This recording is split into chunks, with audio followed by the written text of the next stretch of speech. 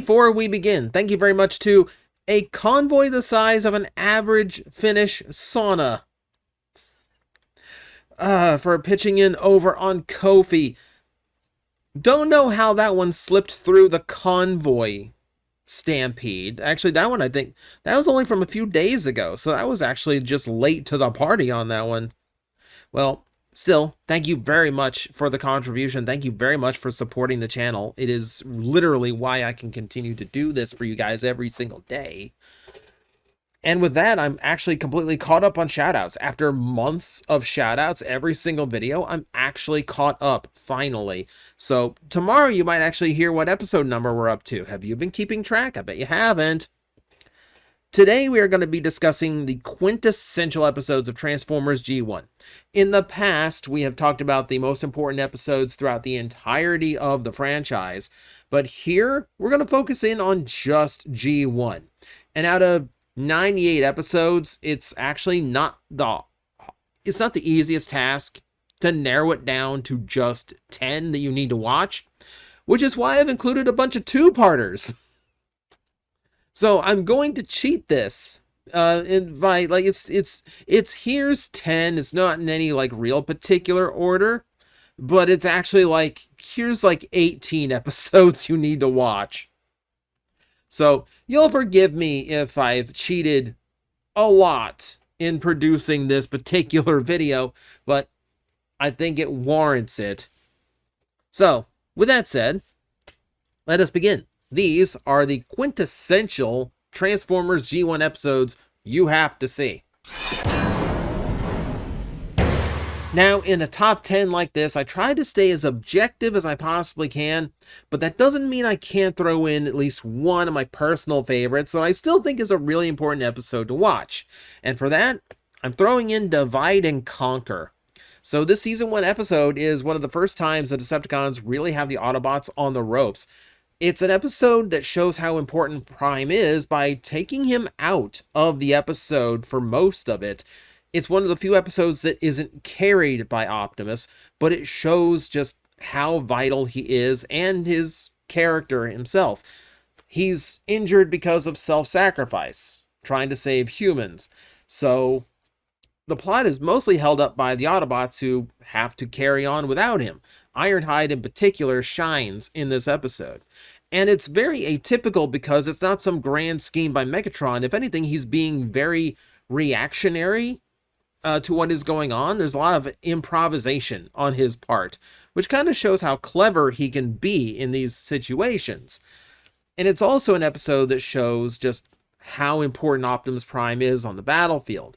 When the Autobots are losing at the end, a fully repaired Optimus Prime is what saves the day. And even vastly outnumbered by the remaining Decepticons, it was the energy depletion from the battle that made them go, we can't handle that Prime. Okay, so this episode isn't particularly great storyline-wise. However, there are some important things about it. And I do still think it's important viewing, but not for the typical reasons. This is Call of the Primitives from Season 3. This one is known for being incredibly well animated compared to the rest of the series. Like, this just ended up in the hands of a studio who genuinely cared. Now, plot-wise, it revolves around Grimlock getting to shine, which, okay, it's a Grimlock-centric episode. That's fun enough. But it also shows us the cartoon origin of Unicron and his creator. We've kind of universally rejected this as stupid. We have to actually accept it because that's G1 canon, but it really diminishes what Unicron has become since then. So we just kind of brush that part aside, just kind of go like, okay, good job, Primacron. We'll talk to you some other time when we have another story idea for you, Q, like 40 years going by, letting him collect dust. Really? You watch this because you get to see peak G1 Transformers animation. This is a monster truck rally of an episode. No, the plot itself is not complicated, but oh my god, does it look cool! So I count it as essential viewing, because at the very least, you understand how bad the ACOM episodes are once you see this episode. On a list like this, we have to hit the big, important characters and show them at their best. And when it comes to Starscream, I've got a lot of episodes I could pick from to show just how schemy he is, but I don't think any of them really top Starscream's brigade. This shows just how underhanded and schemy Starscream could be when he's in a corner and really, really wants to overthrow Megatron. It's one of his better plots. Let's rescue a few imprisoned Decepticons, considered dangerous even by Megatron standards, and give them brand new bodies and make sure that they are forced to do my bidding. It's what makes Starscream so close to the Combaticons in pretty much any of the fictions that we have. Not to mention, the Combaticons are just a fan favorite group, with characters like Swindle being beloved all by themselves. So it's an important episode for them, but it's also one of Starscream's best plots. And having a direct follow-up with the Revenge of Bruticus doesn't make it too bad either. So you can consider it a two-parter. I really just kind of consider this one contained episode with a sequel. Either way, it's Starscream doing what Starscream does at his best, coming this close to overthrowing Megatron. Not quite, though. Here's an episode that has gained importance the longer we go on in this franchise, because we just keep seeing it come back. The search for Alpha Trion introduces us to the first Transformer that would be confirmed as one of the 13, or at the very least one of the first ones, alongside Vector Prime. More importantly, though, it shows us Cybertron without Optimus Prime and gives us an idea of what's been going on, with the rebellion of the female Autobots basically harassing Shockwave this whole time. And it introduces us to Elita 1, who was originally just a one-off episode character, but has kind of grown into the de facto female of the entire franchise. You know, someone who is equivalent in rank, at least on the battlefield, to Optimus Prime himself. She's been in the last 2 cartoons for the series, as well as being a major player in the current comic books and the last movie. Her stock has risen tremendously. And it starts here. So, to get a good idea of the origin of the character, now this episode has absolutely become essential. And it does give us a little bit more insight to how Transformers are emotionally, as it's an episode that revolves around romances. None explicitly spoken, but definitely implied. So, you have a lot going on in this episode. And like I said, the more prominent Elita 1 becomes, frankly, the more prominent Alpha Trion becomes. Both characters started here, so it's a really good episode to go back on to see the origins of two that just seem to keep gaining importance in this franchise. This list has to include some kind of Dinobot episode, and while SOS Dinobots is a really obvious one to go to, it's the origin point of some of the most popular of all Transformers.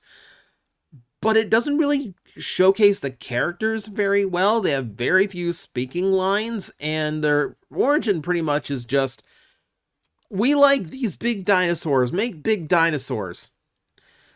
So I was kind of tossing and turning and decided the better show is Desertion of the Dinobots. Yes, it's a 2-parter from season 2. Okay, fine, I'm asking you to do more watching. But it's an episode that really shows off both sides of the Dinobots, both the rebellious Dinobots as well as the heroic ones. You know, they actually go through character growth in the course of these 2 episodes, while the rest of the Transformers are suffering from the loss of Cybertonium, which was not a thing before this episode and has never been a thing since, but in this episode it was super important. But it does give us a chance to actually show the Dinobots being the characters that they are supposed to be. Unlike a lot of the others, Dinobot Island is great, but it really is when they were like fully compliant with Optimus Prime.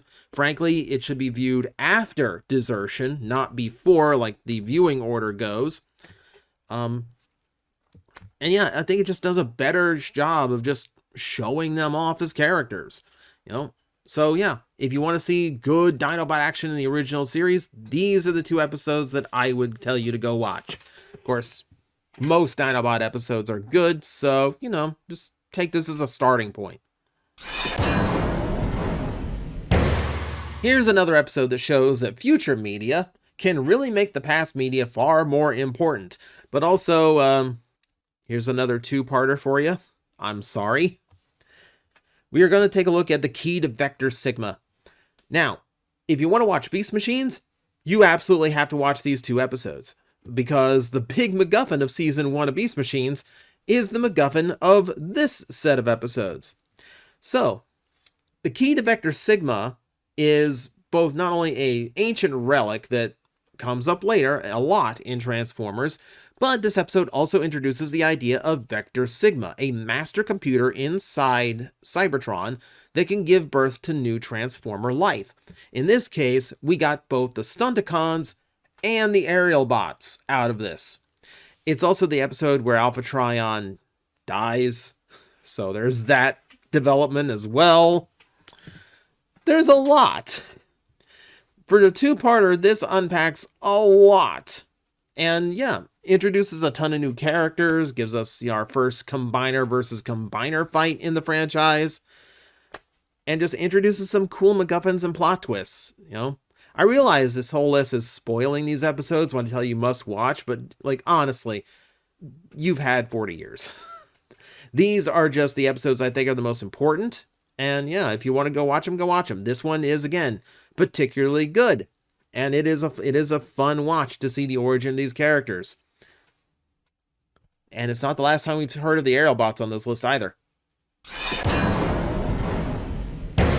So I am a fan of Season 3 of Transformers, which is a little bit divisive, but you know what? I can't help what I like.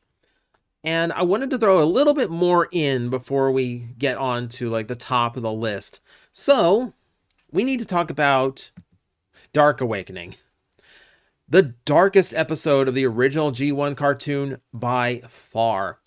This is where we get to see a mausoleum for Transformers, so we actually get to see how they handled their dead in this series. We got confirmation of who died in the 86 movie, including a few we didn't see die on screen.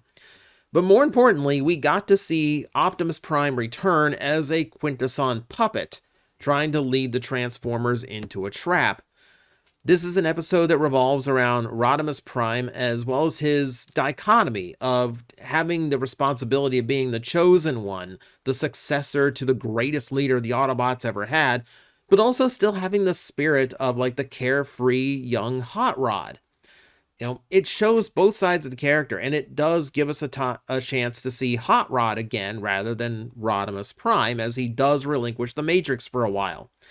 It's a character growth episode for Rodimus. It's one of his quintessential episodes. Granted, he would spend all of Season 3 struggling with living up to Optimus Prime and his responsibility versus his desires. He's a young leader thrown into the fray of it. I feel like it's a completely valid exploration of the character. But here, yeah, it leads us to one of the darkest plots in the series. It leads us to a battle between 2 primes. And yeah, it does show some character growth for a character that I think a lot of people are a little bit too mean to. So give it a watch. Give it a watch. Again, very dark episode. But then again, one of these episodes had to be.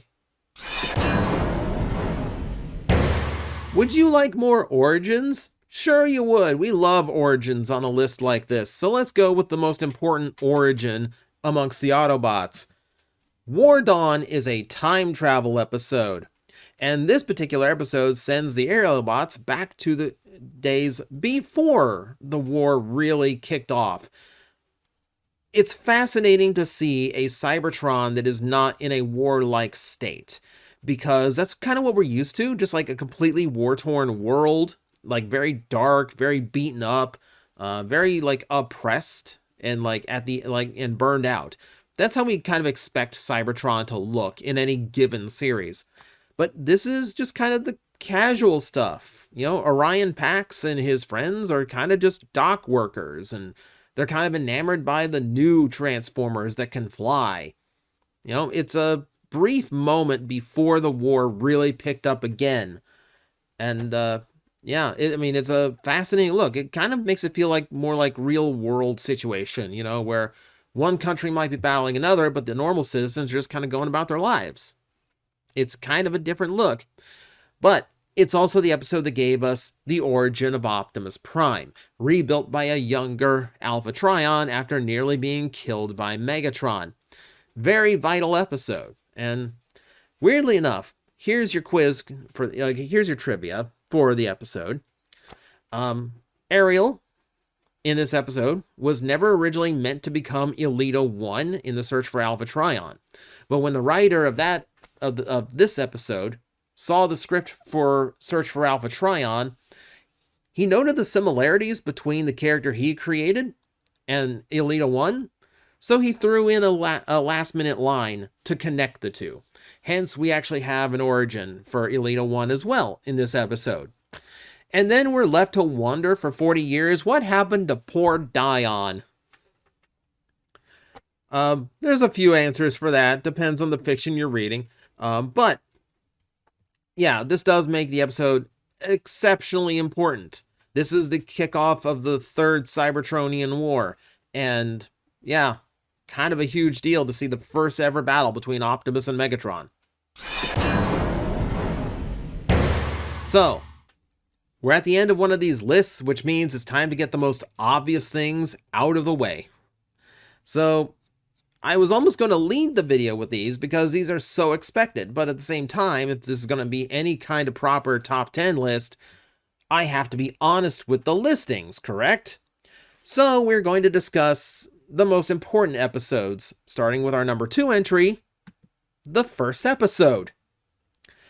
There's no real explanation for this one. I don't need to give it. It's the original 3-parter that started everything. It's the 3-parter that was originally going to be the entirety of the fiction. You know, it was the advanced sales going so well for the Transformer toy line that made them expand into a full season 1. But technically, More Than Meets the Eye, part 1 and 3, was just a series of special episodes that wasn't going to go any farther. And then the franchise just exploded. So, here we go. Why not? Let's just do 96 more episodes, why not? But it's everything, it's the origin story of the Autobots and Decepticons arriving on Earth. It explains the struggles for Energon, the situation between the two factions, situation of Cybertron, introduces human allies. Yeah, this is the beginning of the entirety of the original G1 cartoon story and forms the basis for most of our modern Transformer fiction. So yeah, kind of an important set of episodes for a multitude of reasons. But that said, this is only number 2 on my list. How is it possible that the origin point for the entire franchise is only number 2 on the list? The answer is when a set of episodes dramatically shapes the entire mythos of the franchise. I did a video in the past talking about the top 10 most important episodes throughout the entirety of Transformers. We talked about these episodes then. We're going to talk about these episodes now. Because, yeah, 5 Faces of Darkness is absolutely the most important story beat in the original G1 cartoon. So, this serves as a sequel to the original 86 movie. It is a 5-parter. I am cheating a lot by calling this, the most pivotal episode. But it really is, and you really need the entire thing to genuinely appreciate it. Aside from just reestablishing everything after the movie, here's the Autobots with their brand new leader, here's reestablishing Galvatron and refocusing the Decepticons, here's a new antagonist with the Quintessons. Oh, and by the way, Unicron might not be dead after all. So we've established a lot that we're going to play with for the rest of the season. It does a ton of building work so that Season 3 has the room to be absolutely insane, and it kind of was for right and wrong reasons. But the most important thing here is Episode 4, where Rodimus Prime dives into the Matrix and we get the origin of everything. thing. Keep in mind, this was 1986. The Marvel Comics wouldn't introduce Prima, well, the character who would become Prima, and everything of their version of the origin until 1989. So for 3 years, this was the only origin Transformers had, and because the cartoon was always more popular than the comic books, even if it wasn't as complex, it meant that most people knew this as the origin of everything. We know the origin of Cybertron, of the Matrix of Leadership, of the Autobots and Decepticons themselves, of Megatron, and the biggest stages of the Great War, and the history of the Quintessons at the same time. It's everything. A ridiculous amount, and we're still pulling from this flashback in order to establish modern lore. The design of Prima from our current toy line came directly from this episode, along with a multitude of other things. So yeah, incredibly important episode. This shaped decades worth of Transformers story and fiction, and to this day kind of establishes a lot of what the Transformers universe is. For that reason, yeah, Five Faces of Darkness, absolutely the most important set of episodes in the original G1 series. Now, there's tons I could have thrown in here. Like, I would give an honorable mention maybe to like the Secret of Omega Supreme, because it shows the Constructicon origin and more scenes from pre-war Cybertron. But also, there's 3 Constructicon origins, including episode 4 to 5 Faces of Darkness. So it's hard to qualify. But like I said, just the 10 that I think are the most important viewing. Let me know in the comments below how accurate I am, if I am right on the money about this one. And thank you all for watching. I will see you next time. Hello everyone, I am Astral Agent Magnetar, a Tokusatsu VTuber, and I am streaming 4 times a week over on Twitch, Monday, Tuesday, and Wednesday afternoons, and a special late night one on late Friday/early Saturday. So come watch, come hang out, and let's make an impact together.